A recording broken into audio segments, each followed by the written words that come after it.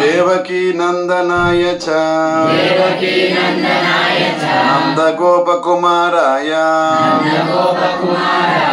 गोविंदाय नमो नमः। नमः ओं विष्णुपादाय कृष्णपृष्ठाय भूतले श्रीमते भक्तिवेदांत स्वामिन्निति नामिने। नमस्ते सारस्वती देवी गौरवाणी प्रचारिणे निर्विशेष शून्यवादी पाश्चात्य देशधारिणे। जय श्री कृष्ण चैतन्य प्रभु नित्यानंद श्री अद्वैत गदाधरा श्रीवासादि गौर भक्त वृंदा। हरे कृष्णा कृष्ण कृष्ण हरे हरे हरे राम राम राम हरे हरे।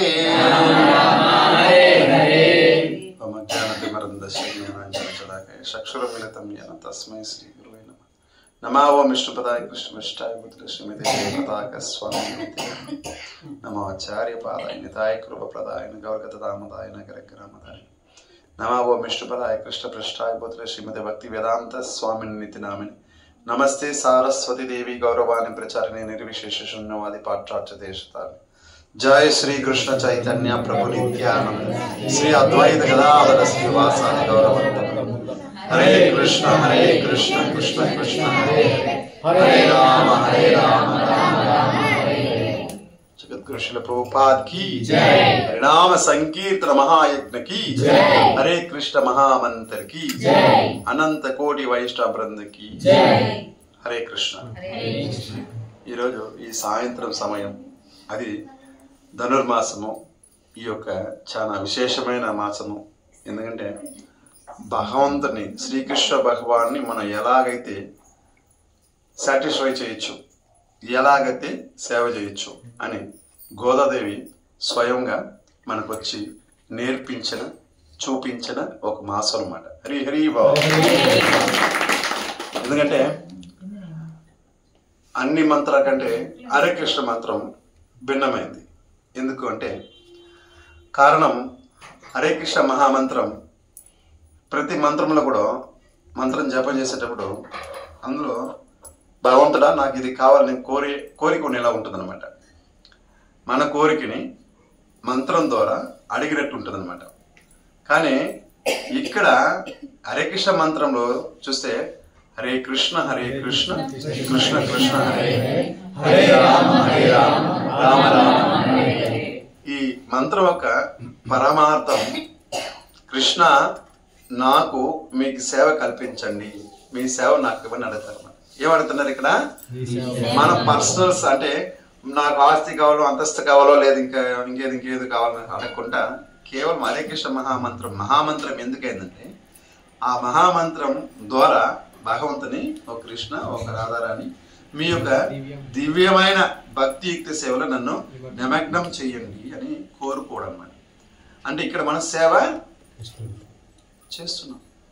కానీ మిగతా మంత్రం అంటే ఏమైందంటే మనకి ఏదైనా ఆశించి అంటే నాకు పర్సనల్గా నాకు ఇది కావాలి అది కావాలి కోరుకోవడం అనమాట. కానీ ఇటువంటి సందర్భంలో అంటే ఇక్కడ మన గృహంలో ఉండే మన భక్తులు వాళ్ళు శబరిమల యాత్ర వెళ్తున్నారు. మామూలుగా యాత్రకి వెళ్ళే ముందుగా భక్తులంతా పిలిచి భోజనం పెట్టేది ఒక ఆనవాయితీ అనమాట. అలాగే యాత్ర పోయి వచ్చిన తర్వాత కూడా మళ్ళీ ఒకసారి భోజనం పెడతారు. ఇది రెండు కార్యాలు చాలా ఇంపార్టెంట్ అనమాట. ఆ ఒక సంస్కారంతో దాన్ని పాటించడానికి కోసం ఈ కార్యక్రమం ఏర్పాటు చేశారు.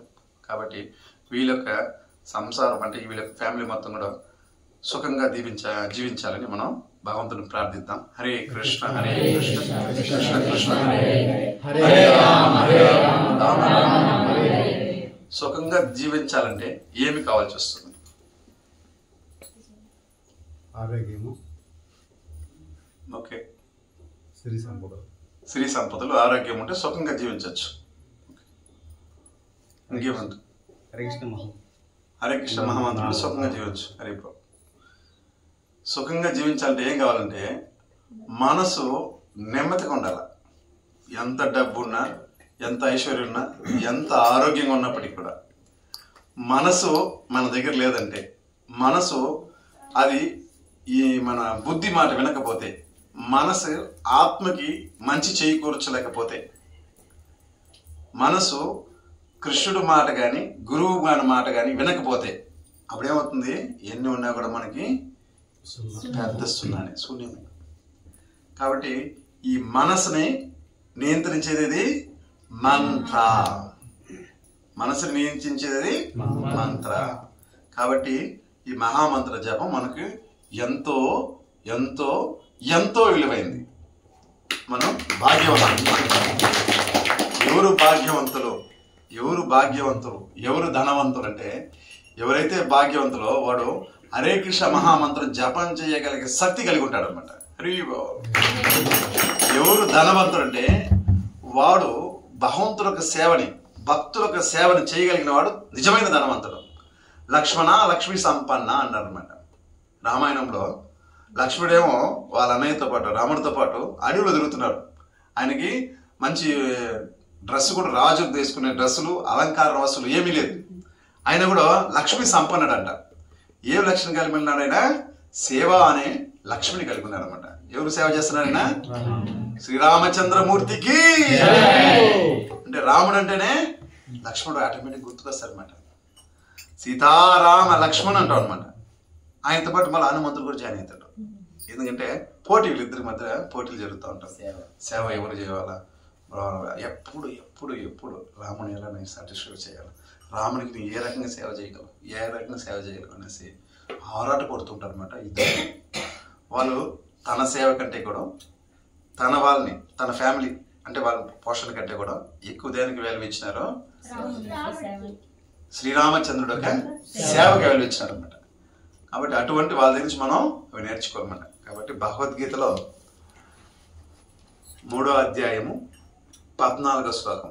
ఎంతమంది భగవద్గీత తెచ్చుకున్నారు తెలియదు మా భక్తులు? వచ్చేదే గొప్ప, దాంట్లో భగవద్గీత. ఓకే,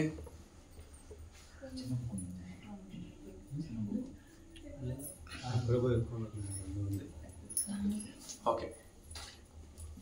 అందరూ ఒకసారి మా శ్లోకం చెప్తాను, అందరూ తిరిగి చెప్పండి. అన్నార్భవంతి భూతాని,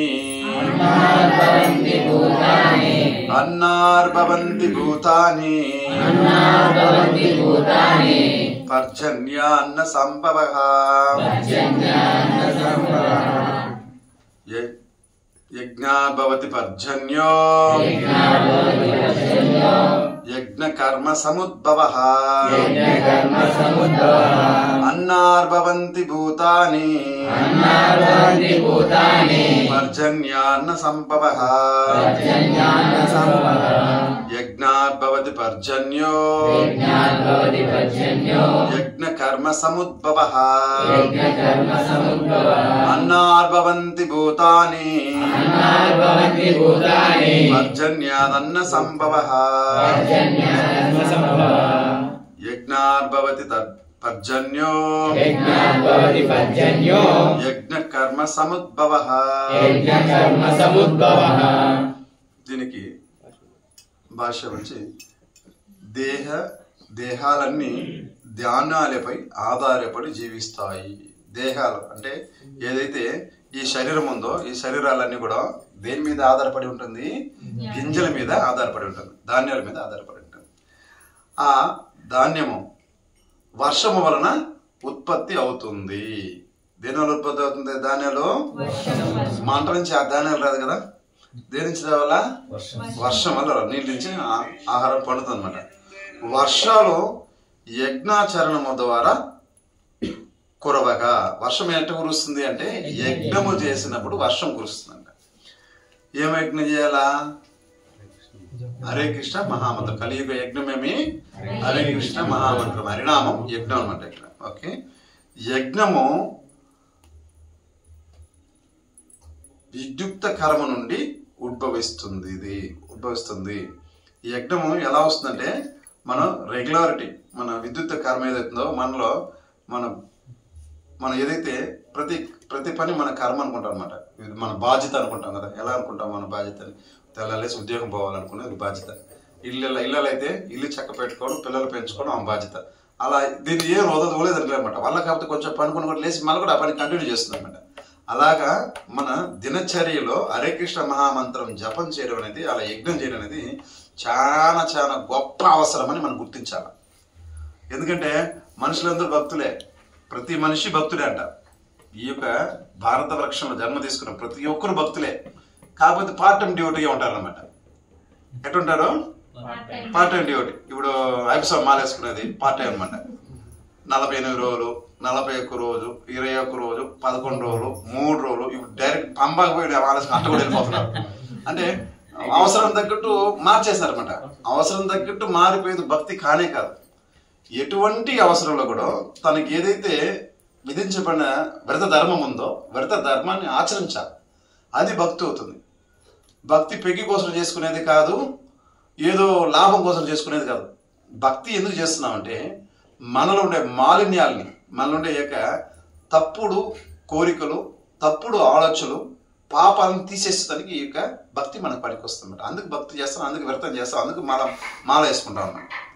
అది ఏది తీయలేకపోయినప్పుడు ఆ మాలకు విలువ ఉండదు, ఆ ఒక భక్తికి విలువ ఉండదు. ఎందుకు భక్తులు ఇప్పుడు చాలా మంది నెగ్లెక్ట్ చేస్తున్నారంటే, కొంతమంది భక్తులు తన వ్యసనాలని వదలలేకపోయినప్పుడు, ఒకప్పుడు ఐపస మాల వేసుకుంటే పాదరక్షలు వేసుకునే వాళ్ళు కాదు. అలాగని అసలు మాకైతే ఈ తల మీద దూని పడుకోబెట్టి దోవద్దు అన్నాడు. అంటే తల మీద చింపుడు జోడిస్తే మనకి అర్థం కాదు, గుండు కూడా వేయాలని అర్థం. ఎందుకంటే పెద్ద పెద్ద జుట్టు పెట్టుకునేసి దోకపోతే ఏమవుతుంది? అది కంపలా తయారవుతుంది. అది మన అందహీనం చేస్తున్నట్టు కాదనమాట. మాల వేసుకుంటే మన క్రమశిక్షణ చాలా అవసరం. ఒక విద్యార్థి ఎలా ఉండాలా? క్రమశిక్షణగా ఉండాలన్నమాట. ఒక విద్యార్థి పోయేటప్పుడు ఇప్పుడు ఎంత ఫ్యాషన్ అయిపోయింది, అంత గడ్డ పెట్టుకుని పోతున్నారు. కానీ ఒకప్పుడు విద్యార్థి అంటేనే అది కాలేజీ కావచ్చు, లేదు స్కూల్ కావచ్చు, బడి కావచ్చు, ఒక క్రమశిక్షణ, ఒక యూనిఫామ్ ఉంటుంది. ఒక పర్టికులర్గా ఒక అందరూ కూడా క్రాఫ్ట్ బాగా ఖచ్చితంగా ఉండాలా. అంటే ఎక్కువ ఎంటికలు పెంచుకోవడం కానీ అలాంటి చాలా మీకు కూడా మాకు నేను చదువుకున్నప్పుడు ఫంక్ అని ఒకటి ఉండదు అనమాట. ఇడంతా చిన్నగా జుట్టు ఉంటుంది, ఇది వెనకాల ఈ పోర్కు ఎలాంటి లేక ఎంటికలు పెట్టుకుంటారు, అది ఫంక్ అని అనమాట. మళ్ళీ వచ్చింది ఇప్పుడు పంక్. ఇప్పుడు మోడల్ అప్పుడు ఏం చేస్తారంటే స్కూల్కి వచ్చినట్టు పీటీ సార్ పట్టుకుని ఆ పంక్ వెనకాల జుట్టు పట్టుకుని నెగ్గు కొట్టేవాడు. దాంతో ఒక పిల్లగాడి కోపం వచ్చి ఆ పీటీ సార్ పెట్టుకుని నెగ్గు కూడా వెళ్ళిపోయినాడు. ఎందుకంటే మనం ఏమి మన ఈ మేలు కోరుకుంటున్నాడా, మన కీడు కోరుకుంటు ఏమీ తెలియదు అనమాట. మొద్దులాగా కేవలము తనకి ఏది నచ్చిందో దాన్ని చేసుకుంటూ ఒక రాక్షసులాగా బతికేస్తున్నారు అనమాట, మంచి చెడు తెలియకుండా. కాబట్టి అలా క్రమశిక్షణ అనేది భక్తిలో చాలా చాలా చాలా అవసరం. అందుకు మన భక్తి చేయడం. కాబట్టి ఇక్కడ అన్నార్భవంతి భూతాన్ని పర్జన్ను అన్న సంభవ. అక్కడ అన్నం ఎలా వస్తుంది? వర్షం ద్వారా వస్తుంది. వర్షం ఎలా వస్తుంది? యజ్ఞం ద్వారా వస్తుంది. యజ్ఞం ఎలా యజ్ఞం చేయాలా? భగవంతుడు యజ్ఞోస్మి జపయజ్ఞ, భగవద్గీతలోనే ఇంకొక శ్లోకంలో చెప్తారనమాట. భగవంతుడు యజ్ఞములో నేను జపయజ్ఞం అంటాడు. జపం చేయడం యజ్ఞం అనమాట. జపం అంటే అది ధ్యానం కాదు, అది యజ్ఞము. ఏ యజ్ఞం? కలియుగ యజ్ఞం. ఈ కలియుగంలో జపయజ్ఞం శ్రేష్టమైనది. అది హరి బో. కాబట్టి ఎంతంటే ఒక 4 యుగాలు ఉంది. సత్యయుగము, త్రేతాయుగము, ద్వాపర యుగము, కలియుగము. అంటే సత్యయుగంలో 1,00,000 సంవత్సరాలు బతుకుతున్నారు. వాళ్ళు ఎన్ని సంవత్సరాలు బతుకుతున్నారు? 1,00,000 సంవత్సరాలు బతికేవారు అనమాట. అప్పుడు ఏం చేశారంటే వాళ్ళు ధ్యానాన్ని ఆచరించినారు, తపస్సుని ఆచరించినారు.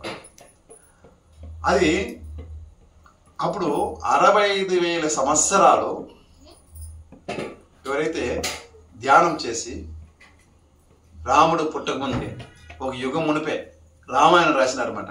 ఎవరైనా వాల్మీకి మహర్షి. రత్నాకరుడు అని ఒక వేటగాడు నారద మహర్షి ఎంతో దయతో ఆయన్ని భక్తుని చేస్తే ఆయన ఏం చేశారంటే, రాముడు పుట్టిన తర్వాత రాయలే, మనంతా జీవిత చరిత్ర రాసుకుంటే ఎట్లా రాస్తామో జరిగిపోయిన తర్వాత రాసుకుంటారు జీవిత చరిత్రలో. జరగక ముందే ఒక యుగం ముందుకు రాశారన్నమాట రామాయణం. ఎంత గ్రేట్ పర్సన్ కదా. అది ఎలా పొందినాడు శక్తిని అంటే తన తపోశక్తి ద్వారా పొందినాడు. తపస్సు చేశారన్నమాట. ఎప్పుడు? సత్యయుగంలో. అది త్రేతాయుగంలో శ్రీరామచంద్రుడు పరిపాలనకు వచ్చినప్పుడు ఏమైంది? అది యజ్ఞంగా మారింది. అంటే ఇక్కడ ఆయుష్ పరిమితి ఒక సున్నతి చేస్తే, లక్షలు సున్నతి చేస్తే అన్న 10,000 సంవత్సరాలు అయిందనమాట. ఈ 65,000 సంవత్సరాలు ఆయన తపస్సు చేస్తే ఎంత శక్తి వచ్చిందో అదే శక్తి ఇక్కడ యజ్ఞం చేస్తే ఆ శక్తి వస్తుందన్నమాట. యజ్ఞం దేంతో చేస్తారో 4 వేద మంత్రాలతోటి యజ్ఞగుండము యజ్ఞశాల ఏర్పరచుకుని చాలా పవిత్రంగా చేస్తారనమాట. ఎలా చేయాలి యజ్ఞము అంటే దానికి ఈ యొక్క పుల్లలో దానికి మంట మన అగ్గిపెట్టతో కానీ కర్పూరంతో కానీ మిగతా వస్తువులు కానీ లైటర్ కానీ వెలిగించకూడదు. ఎస్, మంత్రం ద్వారా అగ్ని రప్పించాలి. హరి మంత్రం ద్వారా అగ్ని రప్పించగలగాల. అటువంటి ఒక కార్యక్రమం అనేది ఇప్పుడు చేసుకునే వాళ్ళు ఎవరు లేదనమాట. అట్లా మంత్రం చేసేవాళ్ళు ఇక్కడ ఎవరు లేరు. కాబట్టి ఇప్పుడు కూడా ఆ కార్యక్రమం చేయలేం. యజ్ఞం అనేది ఇప్పుడు చేయలేం. ఇప్పుడు మనం చేసుకున్నది హోమం మాత్రమే, యజ్ఞం కాదు. హోమం అంటే యజ్ఞానికి చిన్న 1% అనమాట యజ్ఞంలో. కాబట్టి నెక్స్ట్ ద్వాపరకి వస్తుంది అనమాట. ద్వాపరకి వచ్చేసరికి ఏం చేయింది?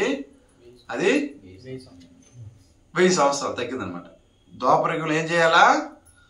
అర్చన ఆరతి చేయాలన్నమాట. విగ్రహారాధన అర్చన చేసేవాళ్ళు 1000 సంవత్సరాలు. సముద్రంలో ఎన్ని నీటి బిందులు ఉందో అన్ని అర్చన చేశారంట. ఎవరైనా? అంబరీష చక్రవర్తి. అంబరీష వరద గోవిందో అంటాం కదా. అంబరీష చక్రవర్తి నిత్యము తన హస్తాలతో మందిర నిమజ్జనం అంటే మందిరం కడిగి శుభ్రం చేసుకునేసి ఆయన మందిరంలో ఆయన డ్యూటీ వర్షిప్ చేసుకునేసి ఆయన బట్టలు వేసుకునేసి భగవంతుడికి ఆయనే పుష్పాలు అర్పించుకుని అన్ని ఆయన సొంతం చేసుకుని రాజు చక్రవర్తికి ఎంత టైం అని చూడండి. మన ఇంట్లో ఒక పువ్వు పెట్టుకుని అనుకుని మన మగవాళ్ళకి టైం ఉండదు అనమాట. వాస్తవానికి పూజ చేయాల్సిన పూజ గది ఎవరిదంటే పురుషులదే అంట. పూజ గది వంటగది మాత్రమే స్త్రీలది. పూజ గది ఎవరిది?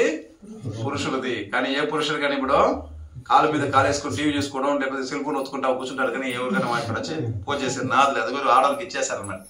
మీరే ఎంజాయ్ చేయండి అని ఇచ్చేసారు ఆ పని కూడా. కానీ ఇక్కడ ఏమైంది? ఒక అర్చన అనేది 8 గంటల టైం పడుతుందంట. ఎన్ని గంటలు పడుతుంది? ఇప్పుడు మన అర్చన 2 నిమిషాలు 1 నిమిషం చేస్తారు అర్చన మన గుళ్ళో వెళ్తే. ఇప్పుడు కలియుగంలో అది అర్చన కాదు. అర్చన అనేది ఆయన గోత్రనామాలతో సహా చెప్తే అది భగవంతుని కీర్తించాలన్నమాట. ఎలా కీర్తిస్తుందంటే ఆయన పుట్టు వైపు మొత్తం కీర్తిస్తూ ఉంటుంది అది అర్చన అనేది. ఆ అర్చన చేయాలంటే 8 గంటల సేపు పడుతుంది. అప్పుడు మనకి 8 గంటల సేపు నిలబడుకోగలమా ఒక అర్చనకి? 2 నిమిషాలు నిలబడితే ఏం స్వామి ఎక్కువ చదివేస్తాడు మంత్రం అనుకుంటాం. ఆయన కేశవాయ స్వామి, నారాయణ స్వామి, మాధవాయ స్వామి అన్నప్పుడు వీడు ఇంకా వెళ్ళిపోతాం స్వామి బయట అనుకుంటాడు. అంత అర్జెంటు. ఆ నిలబడే ఓపిక ఎవరికి లేదు అని అసలు.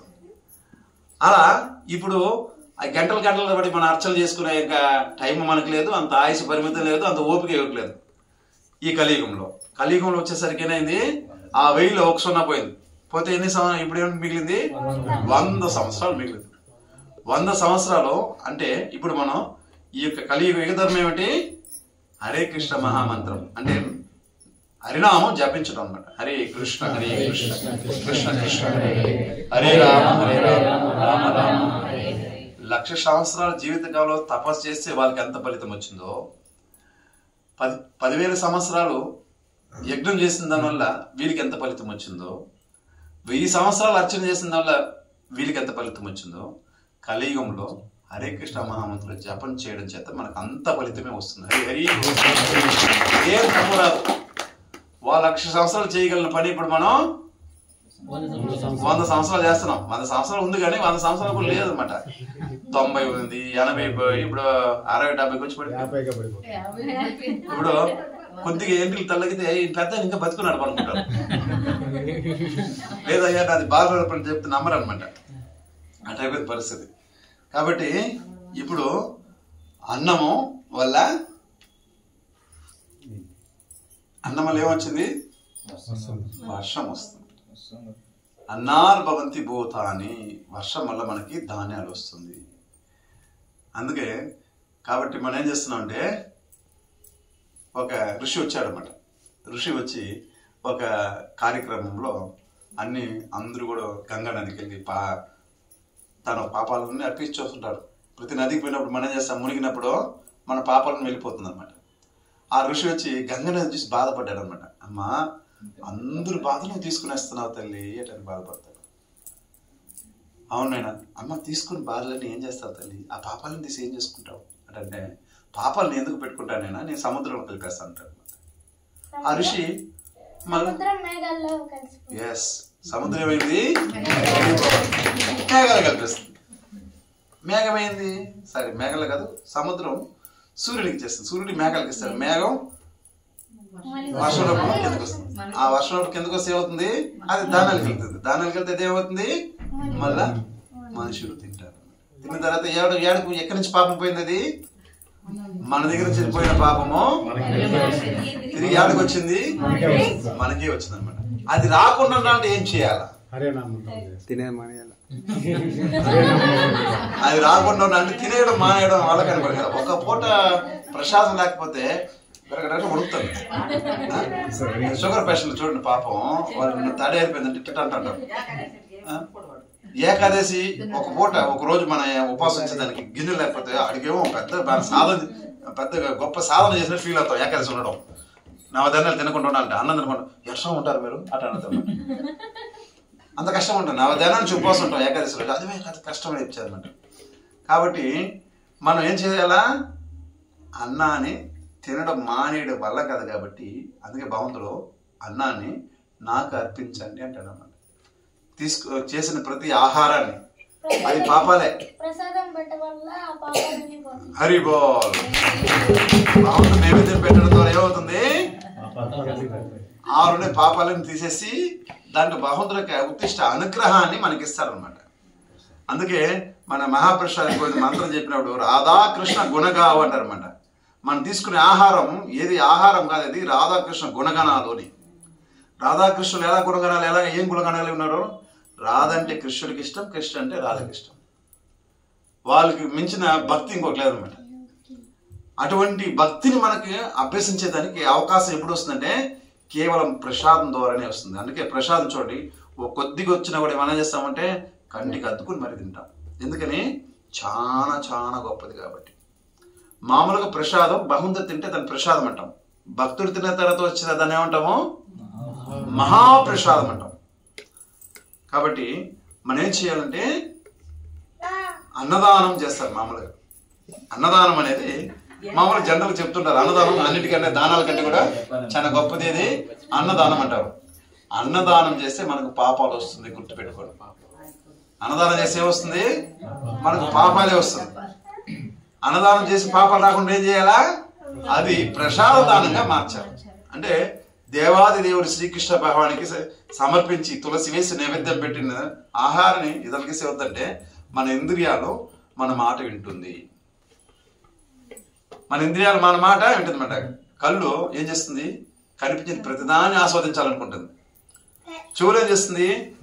చక్క మనం భగవద్గీత చెప్పుకుంటున్నాం, హరే కృష్ణ మంత్రం జపం చేస్తున్నాం, అప్పుడు సినిమా పాట ఏదైనా వస్తుందంటే మనకంటే ముందు చెవులు అడిగి వెళ్ళిపోతుంది అన్నమాట. ఇది ఏం చేద్దాంలే, దాన్ని వింటాంలే అనేసి. ఇంక ఎవరు లేకపోతే పక్కన పెట్టేసి కాబట్టి దానికి పక్కకి వెళ్ళిపోతాడు. చెవులు అట్లా వెళ్ళిపోతుంది. ముక్కు మంచి ఒక వాసన వచ్చింది అనుకోండి, ముక్కు ఏం చేస్తుంది? ఆ శ్వాసన వచ్చే లోపల పిలుచుకుంటే పక్క పూడుస్తుంది. అది కూడా నోరు ఏది పడితే అది మాట్లాడుతుంది, ఏది పడితే తింటుంది. రెండు రకాల దెబ్బ తినేస్తుంది. ఈ స్పర్శ కూడా అంతే. ఎవరు కనపడకూడదు అట, తెల్లగా పుల్లగా. వాళ్ళ చీర కట్టుకుని వచ్చిన అమ్మాయిని వదిలేదు, ఆంటీని వదిలేదు, ముసలాన్ని కూడా వదిలేదు. ఆ స్పర్శ కోరుకుంటుంది, దా దా దా అనేసి. అలా మనం పంచేంద్రియాలు ఇట 5 దిక్కులు వెళ్ళిపోతే ఏమవుతుంది?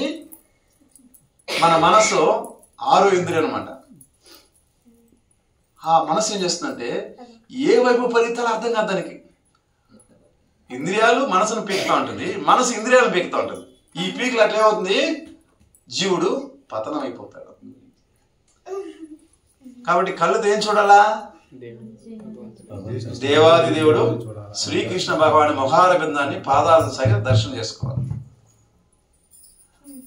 ముక్కుతో ఏం చేయాలా, ముక్కులు వేసుకుంటారు. ముక్కుతో ఏం చేయాలా, భగవంతుడికి అర్పితమైన పుష్పాలని వాసన పీల్చాలి. ముక్కుండే దానికి అట్ట రోడ్లు పోతాం, మిరకాయ బజ్జి కాసుపడతాం, బోండాలు కాసుపడతాం. అంటే మంచి భక్తుడికి ఒక శ్వాసను చూసి ఏం చేయాలంటే, మంచి భక్తుడికి ఇప్పుడు బయట మాంసాలన్నీ అమ్ముతూ ఉంటారు. ఎలా అమ్ముతారు, మనం షూ మార్ట్లో షూలు పెట్టేట్టుగా ఆడ ఏం చేస్తారంటే మాంస కొట్టులో ఆ జీవుని ఏలాడించుంటారు అనమాట. దాన్ని చూసి కంట్లో నీళ్లు గారితే అప్పుడు మన భక్తులు, నాలుగులో నీళ్లు గారిందంటే మన రాక్షసులు. మనం ఎక్కడ నీళ్ళు గారితే చూసుకోవాలి. ఫస్ట్ కంట్లో వస్తుందా నీళ్ళు, నాలుగులో వస్తుందా నీళ్ళు. అందరికి ఏడ వస్తుంది, నాలుగులో వస్తుందా, కంట్లో వస్తుందా, నాలుగులో వస్తుంది. ఎందుకంటే ఒకప్పుడు ఈ యొక్క మాంసభక్షణ చేసుకున్న మన భారతదేశంలో 100కి 10 మంది ఉన్నారంట. 100కి 10 మంది ఉన్నారంట. ఇప్పటికి మాంసభక్షణ చేసుకున్న 100కి 99 మంది ఉన్నారు. ఆ ఒక్కడేగా మిగిలిపోయినాడు పాపం, మాంసం తినకూడదు అనేసి. ఆ జీవంస అట్లా తయారైపోయింది. దానికి కారణమేమి, సరైన జ్ఞానం లేకపోవడము. భగవద్గీత జ్ఞానం, జ్ఞాన గ్రంథం. కానీ భగవద్గీత మనం అందరి చేత పెట్టుకున్నామా, పెట్టుకుంటాం. కొందరింట్లో ఒక ఆయన చెప్పారనమాట, ఈ విధంగా ఇస్కాన్కి వచ్చినప్పుడు భగవద్గీత తీసుకోండి అంటే, లేదండి భగవద్గీత మా ఆయన టైం లేదు, చదవలేము. మీరు చదవకపోయినా పర్వాలేదు, ఇంట్లో తీసి పెట్టుకొని అన్నారు. మన వాళ్ళు వదలరు సామాన్యంగా. అసలు ఇప్పుడే ఇది ఈ డిసెంబర్ నెలని బుక్ మ్యారథాన్ అంటారు అనమాట. ప్రభుపాల్ వారు చాలా పరుగులా పెట్టారనమాట. ఏంటంటే ఒలింపిక్లో పరిగెత్తారు కదా, మ్యారథాన్. అలాగా ఈ యొక్క బుక్ మ్యారథాన్ అంటే భగవద్గీత కొన్ని వేల భగవద్గీతలు అమ్ముతారన్నమాట, కొన్ని లక్షల భగవద్గీతలు అమ్ముతారు ఈ యొక్క మాసంలో, డిసెంబర్ మాసం. అందరూ భక్తులు బ్రహ్మచారులంతా పట్టుకుని తిరిగేస్తారనమాట. అట్లా ఒక టెంపుల్కి వస్తే ఆ భగవద్గీత ఇచ్చారన్నమాట. వాళ్ళు మాకు వద్దండి, మాకు టైం లేదు, మేము చదవము, మా పిల్లలు అసలు చదవరు, మా పెద్దలు అసలు చదవరు, ఎవరు ఇంట్లో చదువుకున్న అందరూ చదువుకున్న వాళ్ళే, కానీ వాళ్ళకి తీరిక ఉండదంట. సరే ఏం కాదండి, తీసి మా ఇంట్లో పెట్టండి అంటే ఇంట్లో పెట్టే పూజ చేయాలా అంటే గబక్కన బొట్టు పెట్టేసి అట్ట ఆరతి ఇచ్చేసి నల్ల చేసి కృష్ణుడు అట్టనే నల్ల చేస్తారు. దీన్ని కుంకుమ పెట్టి దీని వేర రంగు మార్చేస్తారు. మగ్గిపోతున్న పుస్తకాలు కొన్ని ఇంట్లో చూసినామంటే పూజించండి అంటే పూజలో పెట్టుంటారు అన్నమాట. దానికి ఆరతి ఇచ్చి దానికి పాడు చేస్తారు అన్నమాట. అలా కాకుండా మీరు ఇంట్లో పెట్టుకోండి. మీరు ఎవరు వస్తే వాళ్ళకి ఇస్తారంటే అంటే దానం చేయొచ్చు కదా అంటే మీరు ఇంట్లో పెట్టుకోకుండా దానం చేయకూడదు, ఇంట్లో పెట్టుకోండి, ఎక్స్ట్రా కొనుక్కొని కాబట్టి దానం చేయండి. శాస్త్ర దానం చాలా గొప్పది అంటారు అనమాట. ఇలా భగవద్గీతని వాళ్ళు తీసుకొని పెట్టుకోమన్నట. వాళ్ళు ఉండేది వచ్చారా మహబూబ్ నగర్, వాళ్ళు ఉండేది హైదరాబాద్ నుంచి ఎవరో హైదరాబాద్లో వాళ్ళు ఉండేది, మహబూబ్ నగర్ నుంచి ఎవరు అక్కడికి వచ్చారనమాట. హైదరాబాద్కి వచ్చి వాళ్ళు వచ్చి ఈ హాస్పిటల్ నిమిత్తం హైదరాబాద్ తిరిగేసి మళ్ళీ ఖాళీగా ఉంటే ఒకరు వచ్చి భగవద్గీత చదవడం జరిగిందన్నమాట. భగవద్గీత యథాతథం పూర్వపౌరులు బాగా అర్థం అవుతుంది. చదివి వాళ్ళు నెమ్మదిగా ఈ బుక్ నేను తీసుకెళ్ళిపోయినారు. ఆ చదవడం చేత వాళ్ళు హరే కృష్ణ కృష్ణ కృష్ణ హరే హరే రామ భావనామం జపం చేసుకుంటున్నారు. ఆయన చక్క భక్తులైనారన్నమాట. మన వాళ్ళు వెళ్ళినప్పుడు స్వామి మేము పలానా చోట తెచ్చుకున్నాము, ఇలా భగవద్గీత మాకు వచ్చింది కాబట్టి మేము భక్తులైనామని చెప్పుకున్నారు అన్నమాట. చూడండి, వాళ్ళు ఉద్దేశపూర్వకంగా పోయినా కూడా మన ఇంట్లో భగవద్గీత ఉంది కాబట్టి చదువుకున్నారు, లేకపోతే స్వాతి బుక్కో ఇంకేదో బుక్క చదువుకుంటారు. కాబట్టి భగవద్గీత అనేది మన జీవితంలో ఒక భాగం గుర్తించాలి. ఎందుకంటే మనకి మంచి చెప్తుంది, ఎలా బతకాలో చెప్తుంది, ఎలా ఎదగాలో చెప్తుంది, ఎలా ఒదగాలో చెప్తుంది, ఎలా చనిపోవాలని కూడా నేర్పిస్తుంది అన్నమాట. That is Bhagavad Gita. భగవద్గీత అనేది ఒక మనిషిలో ఒక మాన్యువల్. మనిషి అనే యంత్రానికి మాన్యువల్ ఏది? భగవద్గీత. భగవద్గీత ఎక్కడ ఉంటుందో అక్కడ జ్ఞానం జరుగుతుంది అన్నమాట. భగవద్గీతకు మించిన జ్ఞానము లేనే లేదు. ఇది ఫారిన్ కంట్రీలతో ఒప్పుకున్నారన్నమాట. ఒప్పుకునే వాళ్ళు ఒక టెక్స్ట్ బుక్ లాగా అంటే దీని ఒక పాఠంగా భగవద్గీత బుక్ ఒక పాఠంలాగా ఆల్ఫర్డ్ యూనివర్సిటీ ఒకటి పెద్దది ఉందన్నమాట, ఆక్స్ఫర్డ్ యూనివర్సిటీ కదా. అక్కడ ఇంక పెద్ద పెద్ద యూనివర్సిటీలంతా కూడా మన భగవద్గీత బుక్ ని టెక్స్ట్ బుక్ గా పెట్టుకుని వాళ్ళు చదువు చెప్పిస్తున్నారు. కానీ మనమే భగవద్గీత ఎక్కడ పెడుతున్నామో చనిపోయితే వాళ్ళు పక్కన పెడతా ఉంటారు. అంటే చనిపోయినప్పుడు చదువుకోవాలని డిసైడ్ అయిపోయినారు. భగవద్గీత మనం ముట్టుకోకూడదండి, పవిత్రం, తాకూడదు, తాకితే మారిపోతాం భయం. మనం లోపల ఆయన చెడునే పెట్టుకున్నాం కాబట్టి మంచి వైపు మనం పోలేకపోతాం. కాబట్టి చెడు తీయాలంటే ఏం చేయాలా? వ్రతం చేయాలా, ఒక యజ్ఞం చేయాలా. ఏ వ్రతం చేయాలా, ఏ యజ్ఞం చేయాలా? వ్రతం ఏ వ్రతం చేయాలా? హరే కృష్ణ మహామంత్రం ఒక వ్రతంలాగా చేయాలన్నమాట. ఖచ్చితంగా చేసే కావాలా అనుకుని. ఇప్పుడు చూడండి, మన స్వాములు మాల వేసుకున్నారు, సన్నీళ్ళతోనే స్నానం చేస్తారు. సన్నీళ్ళే కదా, సన్నీళ్ళు ఇంత చల్లగా ఉన్నప్పుడు మనం వేడి నీళ్ళు పెట్టుకుని చక్కగా స్నానం చేస్తాం. వాళ్ళు సన్నీళ్ళతో చేస్తారు అన్నమాట. ఒక నియమం. కొందరైతే వేడి నీళ్ళు పెట్టుకుని చేస్తారనుకోండి, అది కూడా అది తెల్లారితో నిద్రలు వేయాలా. తెల్లారితో లేస్తున్నారు కదా, ఎన్ని గంటలు వేస్తారు? 6 తెల్లారితో 6:30 తెల్లారితో. అంటే బ్రహ్మ ముహూర్తం లేయాలనేది వ్రతం ఒక లక్షణం అన్నమాట.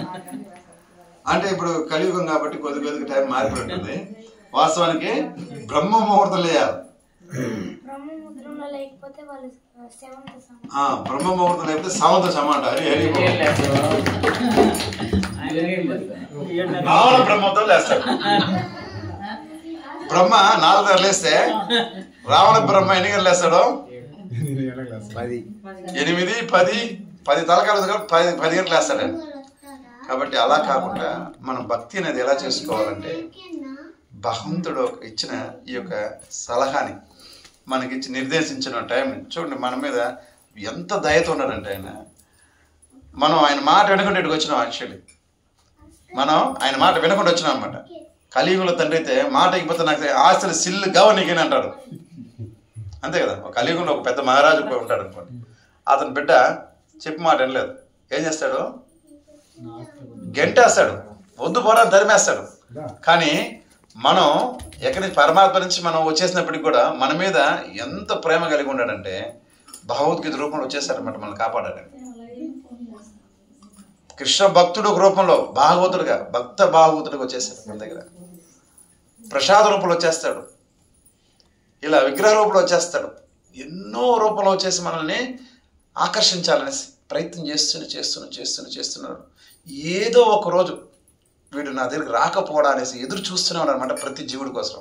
హరి హరి బాబు, ప్రతి జీవుడి కోసము ఏదో ఒక రోజు వీడు వస్తాడు కదా, వస్తాడనేసి ఒక నమ్మకంతో ఎదురు చూస్తానమాట.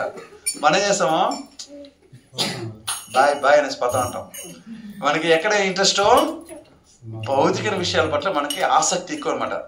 చెప్పకుండానే నేర్చుకునేస్తాం చెడ్డ పనులు, చెప్పినా నేర్చుకోలేము మంచి పనులు. చెప్పకపోయినా కూడా నేర్చుకునేస్తారన్నమాట. బ్రాంతి తాగాల, ఎక్కడ తాగుతారో చేదుగా ఉంటుందంట. నేను తాగింది లేదు, చేదుగా ఉంటుందంట. కళ్ళు మూసుకుని తాగి మళ్ళీ దాన్ని పోకూడదు, మళ్ళీ గొరక ఎత్తుకుని నాకు ఇంత బాధపడిపోయి దాన్ని తాగినాక నీకేమైనా ఆరోగ్యం బాగుపడుతుందా? అదే అమృతమా? నీ ఆరోగ్యం బాగుపడదు. పోనీ మీ ఇంట్లో వాళ్ళు మన పిల్లలు ఏమైనా పోయేసి మా నాయన బాటిల్ ఎత్తే బలి తాగుతాడండి అట్లా చెప్పుకోగలడా? భార్య తన తల్లిదండ్రులు ఏమైనా చెప్పుకోగలరా? మనం చేసి ఈనతమైన నీచమైన పని చేసుకునే దానికి డబ్బులు బొక్క, దాంతోపాటు మన గౌరవం పోతుంది, మళ్ళా ఆయుసు పోతుంది, ఎవరి దగ్గర కూడా మాట పోతుంది, విలువ ఉండదు. విలువ లేని వ్యసనానికి పెద్ద పెద్ద బోర్డులు చూడండి, దానికి అడ్వర్టైజ్మెంట్ బోర్డు పెడతారు. పెద్ద పెద్ద బోర్డు, మగవాళ్ళు అనేవాళ్ళు దీన్ని తాగుతారని బోర్డు ఉంటుంది. మగవాళ్ళు నిజంగా మగవాళ్ళు అంటే దీన్ని తాగుతారంట. ఏం బోర్డు అది? మనం దాని దగ్గర యాడ్ అంతా కూడా ఏమవుతుందంటే మంచి విషయాలకు హ్యాడింగ్ ఉండదు, చెడ్డ విషయాలు ఏం చేస్తారంటే హ్యాడింగ్ మీద మన అంటే కవర్ చేస్తారనమాట. మనల్ని బ్రెయిన్ వాష్ చేసి పారేస్తారు. తాగకుండా ఉండేవాడు కూడా తాగేస్తారనమాట. చూడు ఎన్ని మన కిరాణా కొట్లో బియ్యము ఇంకా అన్న పదార్థాలు అన్నీ ఉంటుందన్నమాట. దానికి ఎప్పుడు కానీ లైటింగ్ వేసి షోగా పెట్టరు. దేనికి షోగా పెడతారో? బ్రాందీ షాప్లో షోగా ఉంటుంది, జిగిన వెళ్తూ ఉంటుంది, లైటింగ్ పెట్టుంటారు. తినే వస్తువులు ఆహార పదార్థాలు రోడ్డు మీద అమ్ముతూ ఉంటారు. వేసుకునే షూ ఏమో షోకేస్లో పెట్టి అద్దం పెడతా, షోకేస్లో పెట్టి డింగ్ జింగ్ జింగ్ అంటూ ఉంటుంది. అది కూడా ఏది సురక్షితంగా పెట్టుకోవాలా, ఏది పడేయాలన్నా కూడా అర్థం కాకుండా రోజు రోజుకి మనం డెవలప్ అయిపోతున్నాం అనుకునేసి దిగజారిపోతున్నాం. డెవలప్ అనుకుంటున్నాం ఇది, కానీ యాక్చువల్లీ మనం దిగజారిపోతున్నాం, గుర్తించాలి. కాబట్టి ఎప్పుడు కానీ ఇంత ముందు శ్లోకంలో అంటే 3వ అధ్యాయంలోనే 13వ శ్లోకంలో చెప్తాడు, ఎవరైతే నాకు నైవేద్యం పెట్టుకుంటా ఆహారం తీసుకుంటాడో వాడు దొంగతో సమానం చెప్తాడు అన్నమాట. వాడు ఎటువంటి వాడు? దొంగ. ఎందుకంటే అదేంటి నాది. యాడ్ నుంచి వచ్చింది ఎవరిని? దాని కూడా యాడ్ నుంచి వచ్చింది? భగవంతుడు కృప చేత మనంతా బతికించడానికి ఇచ్చినమాట. ఇప్పుడు మన వస్తువు కావచ్చు, ఈ అబ్బాయి కావచ్చు, ఈ అబ్బాయి ఎంత దోస్తు కొన్నప్పుడు ఈ అబ్బాయి పెన్ను ఉందనుకో, కాబట్టి వాడి ఫ్రెండ్ ఎత్తుకునేసి ఏమంటాడు, బుద్ధి ఉందా నీకు, చెప్పేసి కదా ఎత్తుకోవాలా, వాడు ఎత్తుకుంటాడు. లేకపోతే ఆ చెప్పి ఎత్తుకుంటే మనవాడి దగ్గర ఉందనుకుంటాడు. అంటే అటువంటిది భగవంతుడు మనకి ఇచ్చిన ఆహార పదార్థాలు కూడా ఏం చేస్తాం మనము, ఆయన చెప్పకుండా మనమే తినేస్తే మనం రాక్షసులు లేదు దొంగలు అవుతాం. కాబట్టి ప్రతి ఒక్క అన్న మెతుకు, ఒకే ఒక మెతుకు, ఒకే ఒక గింజ కావచ్చు, నాలుక మీద పడాలంటే అది ప్రసాదమై ఉండాలి. లేని పక్షంలో దాన్ని కస్మలం. ఏ మలం అది? కస్మలం. కస్మలం అంటే పనికిరాని వస్తువు. చేయలేము. చేయగలమా? ఎందుకు చేయలేము? చిన్నప్పుడు చేసినాం కదా, తెలియని తనం చేసాం మనం. ఇప్పుడు మనం బుద్ధి ఉంది కదా, బుద్ధి ఉన్నప్పుడు దాన్ని చెయ్యం. ఎందుకు చేయమంటే మన బుద్ధి వచ్చేసింది కాబట్టి. కాబట్టి మన భక్తులుగా ఉన్నప్పుడు మన భక్తులు ఎదగాలంటే, కృష్ణుడు మన దగ్గర అవ్వాలంటే ఏం చేయాలా? కేవలము ప్రసాదమే భుజించాలని ఒక నిర్దేశం, అంటే ఒక ఖచ్చితంగా ఒక గోల్ పెట్టుకోవాలి. పెట్టుకుంటే ఎలా అవుతుంది స్వామి, మనం పోయిన చోటంతా మనకు ప్రసాదం దొరుకుతుంది? ఖచ్చితంగా దొరుకుతుంది. మీకోసం ఒకడు అక్కడ ఉండే ఉంటాడు. ఎంత దూరం వెళ్ళినా కూడా ఒక అతను వస్తారనమాట. ఒక చిన్న ఎగ్జాంపుల్, ఢిల్లీ నుంచి ఒక ప్రభు వస్తారనమాట. చెన్నైలో వాళ్ళ భార్యకి ఇంటర్వ్యూ, వాళ్ళ భార్య ఇంటర్వ్యూ చెన్నైలో కంపెనీలో ఇంటర్వ్యూ. వాళ్ళ భార్య, ఆయన ఇద్దరు డివోటీస్. ఆయన పేరు మర్చిపోయి, ఏం పేరు ఆయన పేరు?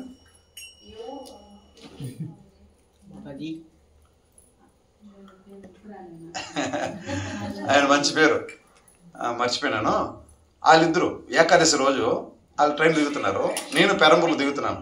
అక్కడ ఒక డివోటి, మేమిద్దరే ఉన్నాము, మాకు ప్రసాదం తెచ్చిందంటే ఇద్దరికి 3-4 ప్రసాదం తెచ్చి ఇచ్చేసాడు, పార్సల్ కట్టించి. మా దగ్గర ఉన్న పార్సల్ని ఆయన ఇది ధోతి కొడతాలో వెళ్ళే లోపల మనకు కొద్దిగా హైట్ ఎక్కువ కాబట్టి ఆయన ఎక్కడి నుంచో నన్ను చూసేశాడు. ఆయన పరిగెత్తి వచ్చి హరే కృష్ణ ప్రభు అన్నాడు అన్నమాట. ఏకాదశి పూట మధ్యాహ్నం 12-1 అయింది. ఇంకా ప్రసాదం పాపం ఆయన ఇప్పుడు ఆయన హిందీలో మాట్లాడుతున్నాడు. నేను ఢిల్లీ నుంచి వచ్చినాను, ఇలా ఇంటర్వ్యూకి వచ్చినాను స్వామి అట్లా అని చెప్పారు అనమాట. ప్రసాదం తిన్నారా అని అడిగింది. లేదు స్వామి, మేము మొన్న బయలుదేరినాము, అంటే 2 days పడుతుంది రావడానికి, నాకు ప్రసాదం దొరకలేదు, అదే ఆలోచిస్తున్నాను, మీరు కనపడిన మీ దగ్గర వచ్చినంటే మా దగ్గర 2 పార్సల్ తెచ్చినాం. హరిబో. ఎక్కడ తిరుపతి, ఎక్కడ చెన్నై, అతను ఢిల్లీ. అక్కడే అతనికి ఏ నమ్మకం దగ్గరికి వచ్చినాడో ఏకాదశి ఫాలో అవుతున్నాడు. నాకు కుదరని తినేలా, ట్రైన్లో తినేసేలా. మధ్యాహ్నం 1 గంట అయింది, 1 గంట కూడా ప్రసాదం కావాలి, వెయిట్ చేస్తున్నాడు. అతను ప్రసాదం వచ్చిందా లేదా? హరిబో. That is Krishna. అదే వ్యక్తి మళ్ళీ మేము ఒకసారి ఈ చార్ధామ్ యాత్ర వెళ్ళేటప్పుడు అతను ఢిల్లీకి తీసుకొచ్చి ప్రసాదం ఇచ్చిపోయినాడు. 40 కిలోమీటర్లు 6 గంటల సేపు జర్నీ చేసుకొచ్చినాడు. 40 కిలోమీటర్లని 6 గంటలు పట్టింది. మధ్యాహ్నం అప్పుడే ప్రసాదం చేసుకుని తెల్లారితో ఇప్పుడు ప్రసాదం చేసుకుని మనకు 6 గంటల తర్వాత జర్నీ చేసుకొచ్చి ఇచ్చేసిపోయాడు అనమాట. ఒక ఫోన్ చేసి, ప్రభు నాకు దయచేసి మీకు సేవ చేయాలని. అతను పిల్లలు పుట్టిందని చెప్పాడు. కానీ అంత దూరం మనం పోలేవాలండి. అన్ని ఫెస్టివల్స్ మనతో షేర్ చేసుకుంటాడు, వీడియోల ద్వారా, ఫోటోల ద్వారా. అలా అతను, నేను ఇంకా దగ్గర ఉన్నాడేమో, ఢిల్లీ, ఆయన పేరు ఢిల్లీ పీటీఎస్ పెట్టిన. ఢిల్లీ అంటే లోకల్గానే ఉంటాడు అంటే ఢిల్లీకి అవుటర్ అంట. ఆ ఢిల్లీ హెవీ ట్రాఫిక్. హరిబోల్ ఢిల్లీలో హెవీ ట్రాఫిక్ ఉంటుంది. 6 గంటలు జర్నీ చేసుకొచ్చాడు. నాకు ఎందుకు అతను ప్రసాదం చెప్పామని మనకు బాధ అనిపించేసింది. 6 గంటలు జర్నీ చేసుకునేసి మేము, మాకు ఉండేది కొంతమంది ఉన్నాం, కానీ ట్రైన్లో జర్నీ అంటే చార్ధామ్ పోయినప్పుడు కాదు, కాట్రా పోయినప్పుడు వైష్ణోదేవి పోయినప్పుడు ఆ ట్రైన్లకి 3 పూట్ల సరిపడి తెచ్చిచ్చినాడు. ఎన్ని రకాలు తెచ్చిచ్చినాడు ప్రసాదం, ఎన్ని రకాలు, దాదాపు 6-7 రకాల ప్రసాదం తెచ్చిచ్చినాడు. మంచి టేస్ట్ ప్రసాదం, మంచి క్వాలిటీ ప్రసాదం. హరి బో. ఒక్క పూట ఏకాదశి ప్రసాదం పెట్టిన దానికి ఆయన మాకు 3 పూట్ల సరిపడి ప్రసాదం తెచ్చిచ్చినాడు. అది కూడా 6 గంటల జర్నీ చేసి. ఒకసారి గుర్తుపెట్టుకోండి, మనం పక్కన వ్యక్తికి ప్రసాదం ఇవ్వాలంటే కూడా మాకు టైం లేదనేస్తాం. కానీ మేము అయితే మా టీంలో ఉండేవాళ్ళు మేమైతే ఏం చేస్తామంటే ఎంత దూరం ఉన్నా కూడా ఒక వ్యక్తికైనా ప్రసాదం ఇస్తాం. అలాగే కోవిల్పట్టి నుంచి ఒక 2 వైష్ణవులు వచ్చినారనమాట. వాళ్ళు బృందావనం సంథింగ్ పూరికి అడుగుపోతున్నారు తిరుపతి ద్వారా. వాళ్ళ ప్రసాదం 3-4 కావాలంటే అది మన ఇంట్లో ప్రసాదం చేసి తయారు చేసి ఇచ్చినాం అనమాట. ఆ వ్యక్తి చాలా సంతోషపడిపోయినాడు. నాకు ప్రసాదం దొరకదు అనుకున్నాను, 3 పూట్ల తినకుండా ఉన్నాడు. ట్రైన్లో ఎన్ని అమ్ముతారో అని ఏం తినలేదు, ఖాళీ ఉన్నాడు. మనం ఇది కొన్ని రకాల ప్రసాదం చాలా సాటిస్ఫై అయినాడు అనమాట. ఆ వ్యక్తి ఫోన్ చేసి వీళ్ళకి తేనీళ్ళు ప్రసాదం అరేంజ్ చేస్తాను ప్రభు అని చెప్పాడు. వీళ్ళకి కూడా హరి బో. ప్రసాదం ఇవ్వాలా, ప్రసాదం తీసుకోవాలి. కాబట్టి దీన్ని మర్చిపోకూడదు. ఎప్పుడు కూడా అన్నము ఎప్పుడు మనకి ఆహారం అవుతుందో ఆహారం ప్రసాదం రూపంలో మనం తీసుకోవాలి అని గుర్తుపెట్టుకోవాలి. ప్రసాదం లేదు తినకూడదు అనేసి కూడా నిర్ణయం తీసుకో. అప్పుడు మనకు కావాల్సింది కృష్ణుడు ఏర్పాటు చేస్తాడు. అయ్యో నా కోసం ఇతను ఇంత నియమంగా ఉన్నాడే, ఇతను నేను రక్షించుకోవాలనేసి కృష్ణుడు ఆలోచిస్తాడనమాట. మనం ఒక అడుగు ఆయన పక్క వేసినట్టే ఆయన 10 అడుగులు మనకు లభిస్తాడు. ఎందుకంటే మన మీద ఆయనకి అంత ప్రేమ, మనంటే ఆయనకి అంత ప్రేమను మనం గుర్తించగలగాలి. హరే కృష్ణ.